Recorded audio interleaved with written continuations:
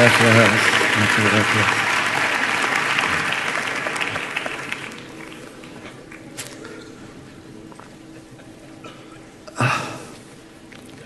Estamos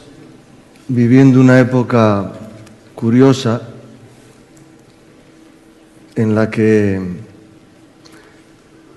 la vida privada de las personas es un circo, la política es un circo, la educación es un circo, los negocios son un circo,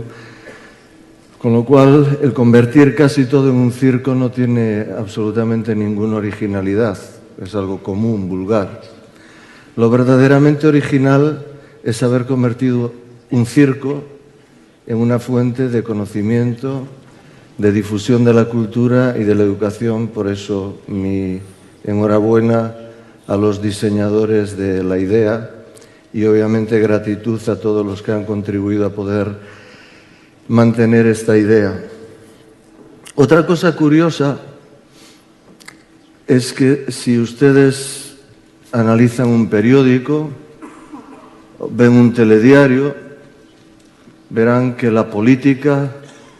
las desgracias, los follones, los deportes, el destripamiento de la vida privada de las personas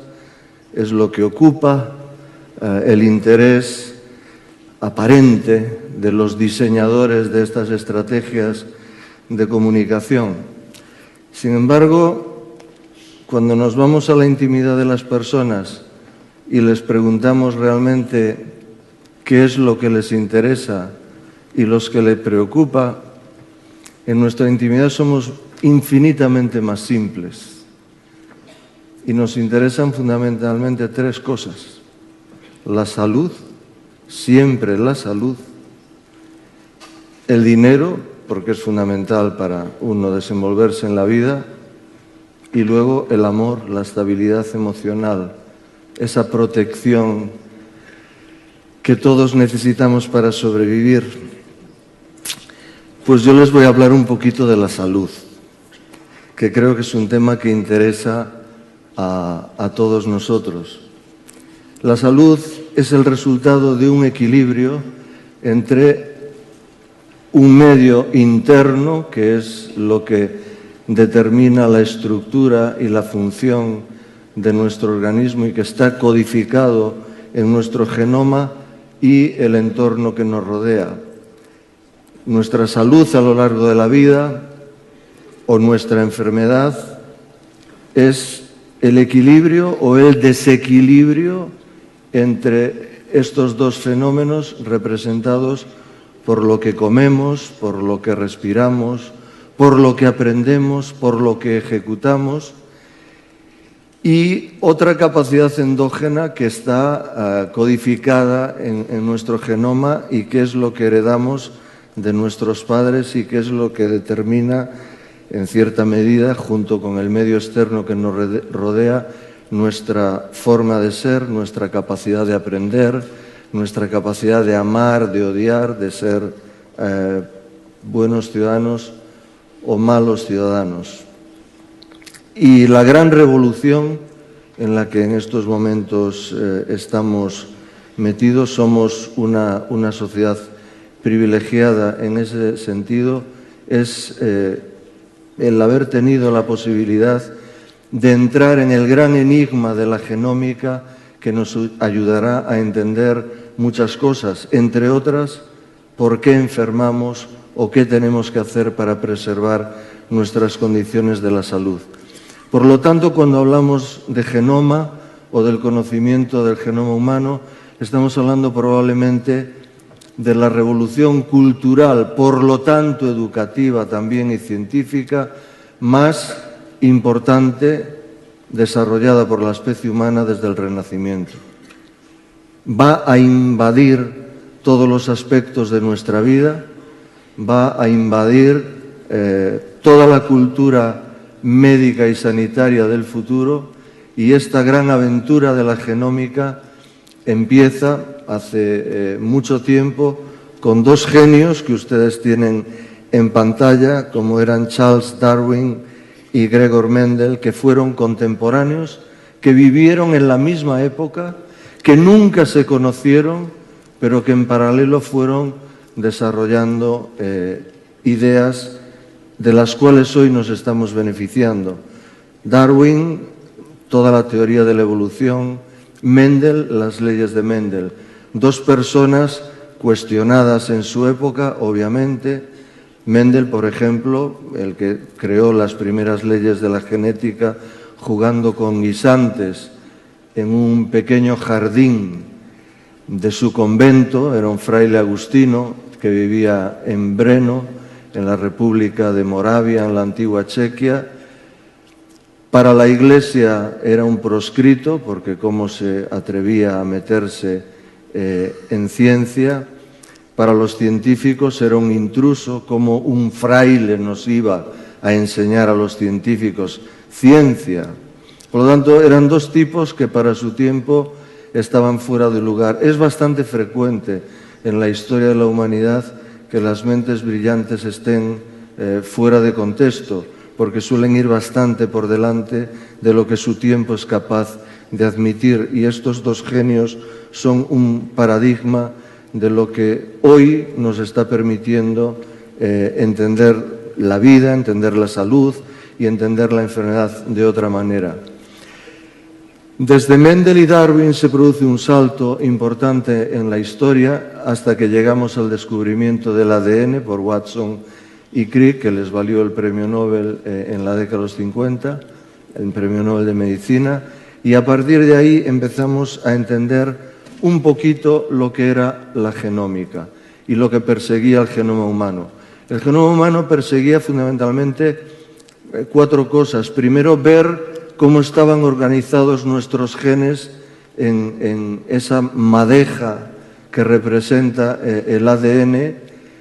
cómo los genes se relacionaban entre sí, cómo los genes se comunicaban, qué determinaba cada gen en la función de nuestro organismo, cómo se podían estropear y cómo podríamos repararlos. Ese es el gran recorrido que deseaba hacer y que otras mentes brillantes en la década de los 80 plantearon como la gran revolución cultural de la genómica, como decía, a comienzos de la década de los 80. En estos momentos lo que nos interesa saber es cómo ese ADN de nuestras células dirige, organiza los tejidos para dar lugar a la gran biodiversidad que somos todas las especies, y ver cómo esos genes determinan de alguna manera un diálogo con el medio ambiente y nos permiten desarrollarnos, evolucionar, crecer, etc. Y, por supuesto, enfermar o tener salud. De tal manera que la gran biodiversidad que existe en el universo, la gran biodiversidad y gran variedad que existe dentro de la especie humana, es el resultado de la combinación de cuatro letras, un lenguaje muy sencillo, igual que es muy sencillo un pentagrama musical y las notas de ese pentagrama con la cual se han escrito grandes sinfonías, mentes brillantes, jugando con cosas muy sencillas, han creado enormes sinfonías, igual que con muy poquitas letras de un abecedario, mentes brillantes son capaces de crear grandes obras, como el Quijote, y sin embargo mentes como cualquiera de nosotros, jugando con muy poquitas letras también, hemos sido capaces de desarrollar el sistema de comunicación supuestamente más avanzado de la historia de nuestra especie, que es el lenguaje. Por lo tanto, un mensaje interesante que nos da la historia, que nos da la evolución, es que con cosas muy sencillas, si las organizamos bien, podemos hacer grandes cosas. Con muy poquitas notas podemos hacer maravillas musicales. Con muy poquitas letras podemos hacer obras de arte. Y con muy poquitas ideas, si las organizamos bien, probablemente seríamos capaces también de hacer un gran modelo educativo, un gran modelo de sociedad y probablemente un mundo en el que viviéramos con mayor tranquilidad, capacidad de progreso, sin perder el tiempo en peleas e inversión de recursos en guerras estúpidas que lo único que conducen es a distraernos y, desgraciadamente, a aniquilarlos. Lo que hemos buscado desde el genoma, aparte de querer entender cómo se combinan esas 4 letras esenciales que dan lugar a la estructura del ADN, es cómo están dispuestas dentro de las células mediante una serie de codificaciones como las que ustedes tienen en la imagen. Y el entendimiento de todas estas cosas nos va a llevar a otra gran revolución, que sería, por primera vez en la historia de la humanidad, la genómica nos va a permitir hacer una serie de cosas por las que la humanidad viene luchando desde hace mucho tiempo, que es saber de dónde venimos, saber quiénes somos y saber hacia dónde vamos. Y en este contexto es en donde me gustaría plantearles el hacia dónde vamos, cualquiera de los que estamos aquí. Pues es evidente que todos caminamos hacia un destino que es morir. El arte sería organizar nuestra vida de tal manera que a lo largo de este tránsito viviéramos lo mejor posible, enfermásemos lo menos posible y llegásemos a la vejez con dignidad, para que cuando llegase el momento de que nuestra genómica se cansase de dialogar con nuestro medio ambiente, se apagase el switch, ocurriera el switch off y nos fuésemos para otro sitio, no sé cuál. El arte sería conseguir que todo ese tránsito fuera realmente de eficacia en términos de salud, para que las mejores condiciones de salud nos permitieran desarrollar aquellas actividades de la vida que nos permiten progresar. Y en este contexto nos encontramos con una realidad, y la realidad es que existen una serie de enfermedades que son las que limitan nuestra vida, las que nos discapacitan y las que nos destruyen y representan la principal causa de morbimortalidad en los países desarrollados, como son las enfermedades cardiovasculares, el cáncer y las enfermedades del cerebro. Todas estas enfermedades son enfermedades complejas cuyo determinante común es que dependen de una serie de factores coordinados, insertados dentro de ese contexto genómico del que hablábamos, y que están representados por factores ambientales, psicológicos, biológicos, y un nuevo mundo que se abre entre la genómica y el medio ambiente, que es el concepto de la epigenómica, una serie de mecanismos que intentan explicar cómo dialoga nuestro genoma con el medio ambiente. En este contexto surge la medicina genómica. ¿Qué va a representar la medicina genómica en el futuro y en nuestras vidas? De entrada, empezar a entender por qué enfermamos. En estos momentos solo se conocen un 15% de las causas de todas las enfermedades, de las 7.000 enfermedades que puede padecer la especie humana. Sus causas reales son muy poco conocidas. La genómica nos ayudará a entender por qué enfermamos realmente. Nos va a ayudar a poder predecir con mucha antelación qué tipo de enfermedades podemos padecer y cómo podemos intervenir preventivamente para evitar padecer esas enfermedades. Y nos va a ayudar a personalizar el tratamiento y a diferenciar también cómo el medio ambiente y el genoma van a determinar nuestra respuesta a un fármaco concreto, a una intervención terapéutica, o cómo el medio ambiente y el genoma van a determinar nuestro estado de salud y enfermedad. Si se dan cuenta ustedes, en estos momentos entendemos que estamos enfermos cuando la enfermedad da síntomas. La gran revolución que va a plantear la medicina genómica es permitirnos, a través de la lectura de nuestro genoma, con 20 o 30 años de antelación, poder predecir ese riesgo y poder actuar preventivamente sobre él. El otro elemento importante, si se dan cuenta, es que hoy interpretamos los síntomas de la enfermedad y le ponemos un nombre. Pero cualquiera de nosotros podemos estar deprimidos por muchas cosas, porque se nos ha muerto la mascota, porque realmente hemos tenido una desgracia importante en nuestra vida, porque existe un fracaso en nuestros sistemas de neurotransmisión o porque sencillamente estamos anémicos. Y no tenemos que tratar las 4 formas de depresión que les acabo de insinuar con fluoxetina, con Prozac. Por lo tanto, necesitamos biomarcadores que nos permitan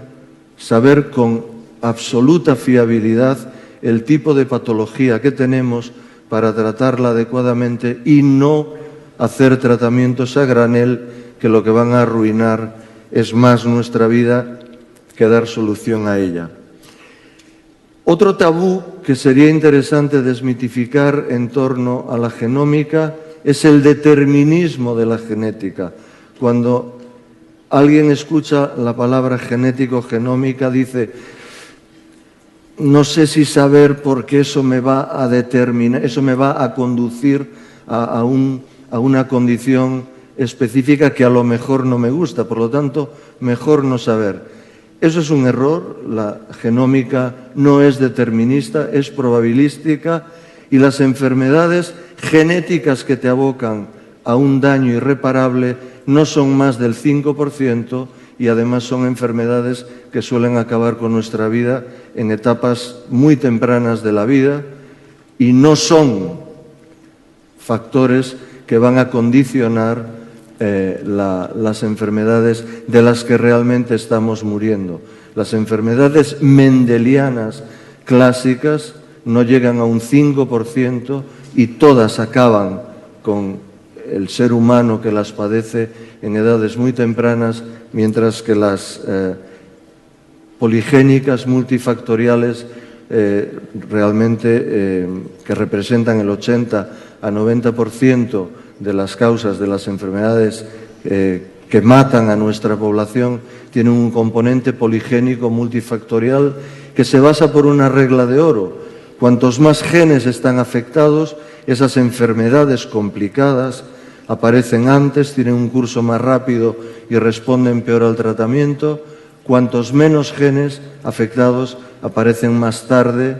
tienen un curso más lento y responden mejor al tratamiento. Y en esta categoría podemos poner todas las enfermedades del corazón, muchos cánceres y, por supuesto, las enfermedades del sistema nervioso central. De tal manera que todas estas enfermedades complejas tienen una base genética en el 80% de los casos y una de las de mayor relevancia porque arruinan nuestra dignidad como especie es precisamente la demencia, que está representada por la atrofia de nuestro cerebro y que nos permite o nos aboca a una quiebra de nuestra dignidad humana, puesto que no creo que haya más humillante como el perder la capacidad de saber quiénes somos, de dónde venimos y hacia dónde vamos y con quién vivimos. En este sentido, en los últimos años hemos desarrollado una serie de tecnologías para poder predecir, primero identificar lógicamente los genes que están estropeados en la enfermedad de Alzheimer que dan lugar a esa muerte neuronal prematura, entender los 600 genes de los 35.000 que forman nuestro genoma que pueden causar esa muerte neuronal prematura,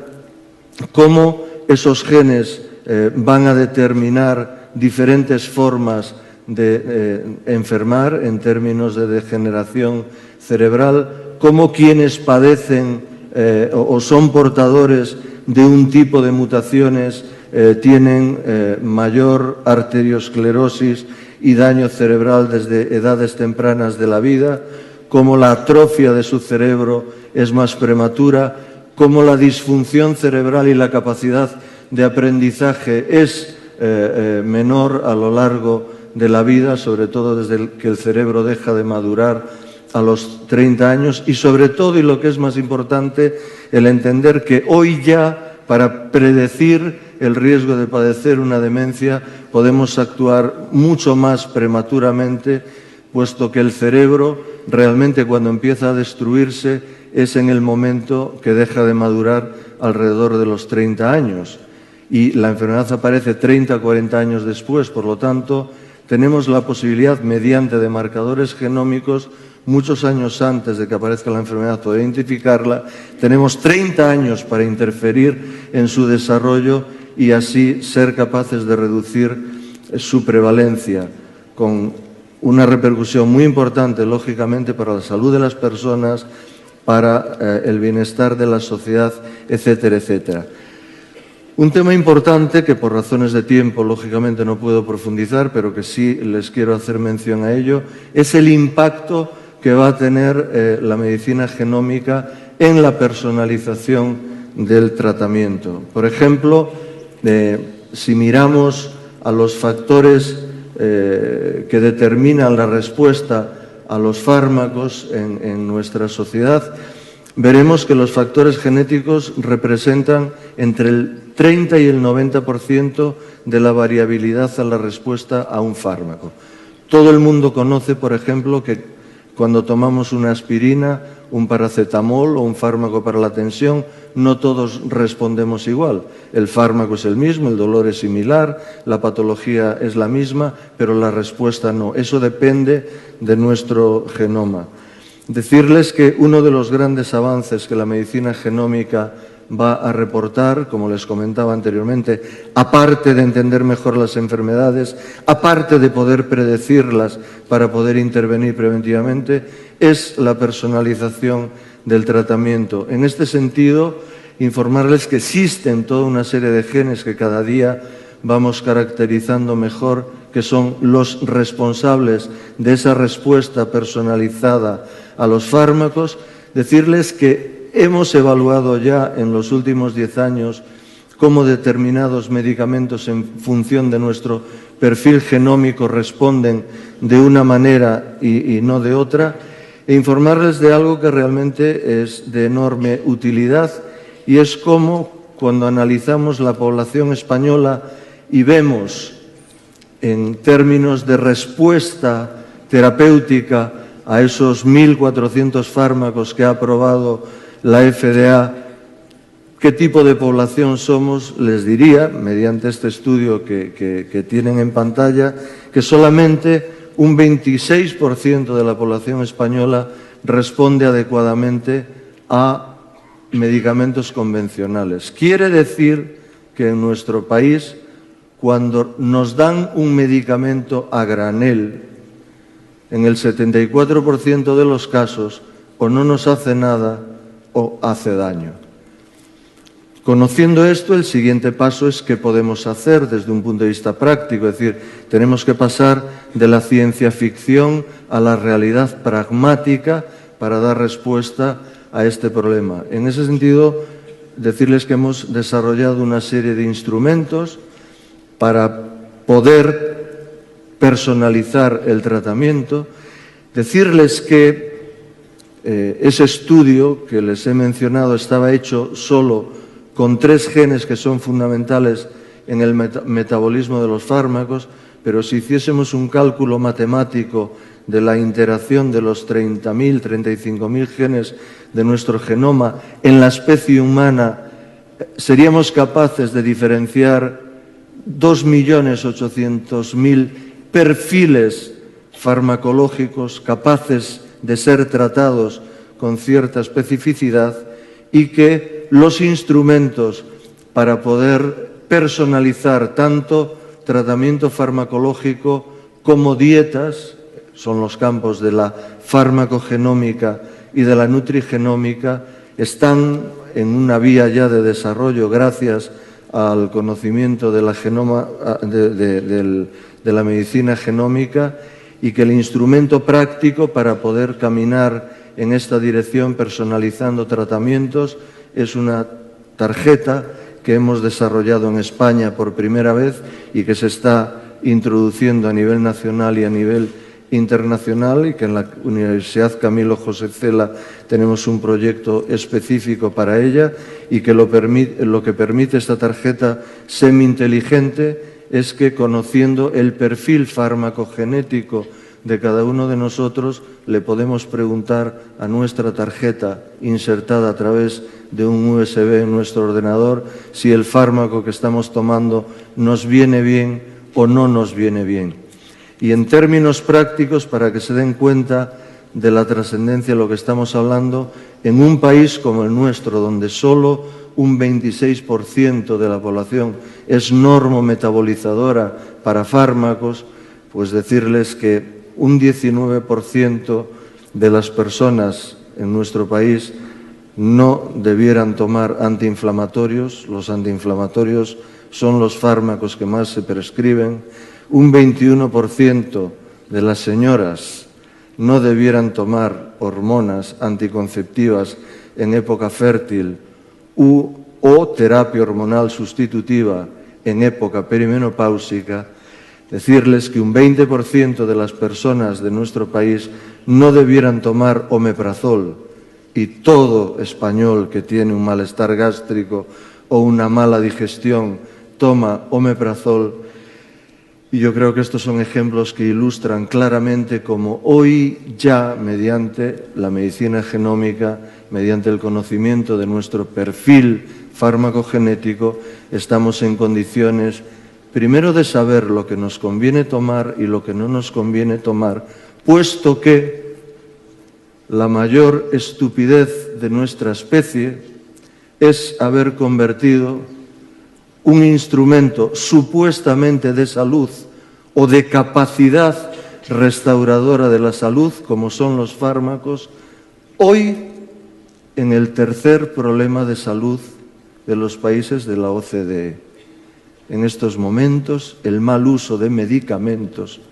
es la tercera causa de morbimortalidad en nuestro país. El 20% de los ingresos hospitalarios en Europa en mayores de 50 años no son por enfermedades, sino por mal uso de los medicamentos. Y en estos momentos la medicina genómica viene a nuestro rescate para darnos protagonismo como ciudadanos, para que sepamos lo que podemos tomar, lo que no podemos tomar, y para que quienes tienen que prescribirnos sepan que hoy ya no tiene sentido el ensayo y el error, sino que estamos en la senda de la personalización. Para ello también hemos creado, diseñado y puesto en circulación la primera guía mundial de farmacogenética, para que la comunidad científica se eduque, puesto que el único camino para que la medicina genómica realmente tenga impacto en nuestras vidas es a través de la educación, y para educar con la sencillez que planteaba el ponente que me precedió, con la sencillez del agua fluyendo, necesitamos instrumentos educativos. Y el instrumento educativo que tenemos hoy, precisamente para entender la influencia de la genómica en nuestra vida y la personalización de los tratamientos, es la primera guía mundial de medicina genómica. Por lo tanto, realmente las cosas que yo creo que nos hacen libres, por supuesto, es tener libertad física. Sin libertad física siempre nos queda la libertad mental. Pero lo más importante para ser libres es tener la capacidad de poder pensar, tener la capacidad de poder acceder al conocimiento y tener la posibilidad de aplicar ese conocimiento en beneficio de nuestra especie. Al fin y al cabo, ese es el objetivo de la ciencia, hacer que el conocimiento sirva para mejorar el desarrollo y la proyección de la especie humana, a cuyo club pertenecemos los presentes. Muchas gracias.